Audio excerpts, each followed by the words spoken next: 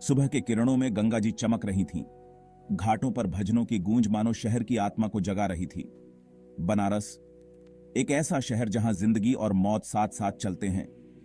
इसी शहर की एक छोटी गली में राधा अपने परिवार के साथ रहती थी। राधा एक सीधी सादी संस्कारी लड़की, प्यार और भक्ति से भरी हुई। राधा का परिवार साधारण सा था, जहां परंपराओं का बहुत महत्व था। उसके पिता एक छोटी सी दुकान चलाते थे, ईमानदारी की जिंदगी जीते थे।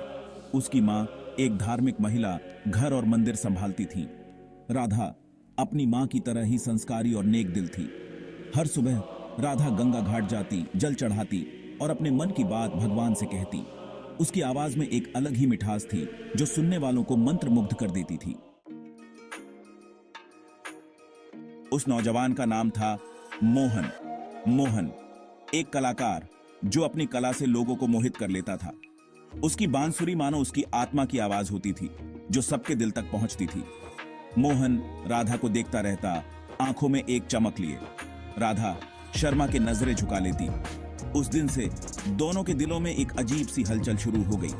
अगले दिन राधा फिर गंगा घाट गई। मोहन पहले से ही वहां मौजूद था, अपनी बांसुरी के साथ। राधा को देखकर उसने एक मधुर धुन बजाई।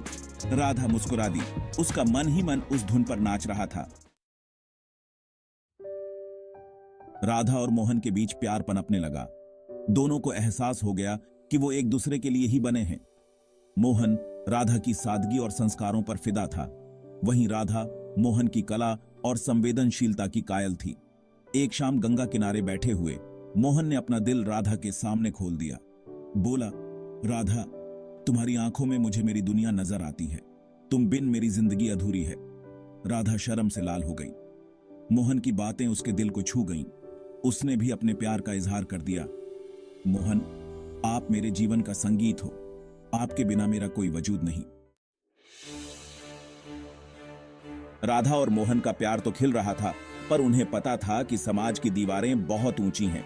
वो अलग अलग जाति के थे और ऐसी प्रेम कहानियां समाज में मंजूर नहीं थीं।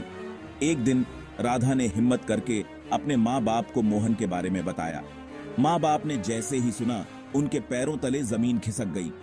उन्होंने साफ मना कर दिया, नहीं राधा, ये नहीं हो सकता। मोहन दूसरी जाति का है, समाज हमें कभी स्वीकार नहीं करेगा। माँ बोली।